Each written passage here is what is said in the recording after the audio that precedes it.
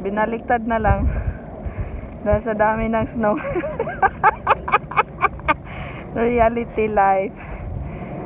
Welcome back. Wala na, binaliktad na lang. Kawawang Emmanuel.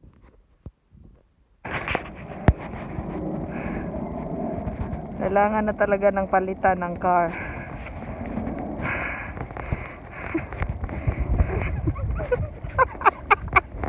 Ay, naka Lord, thank you.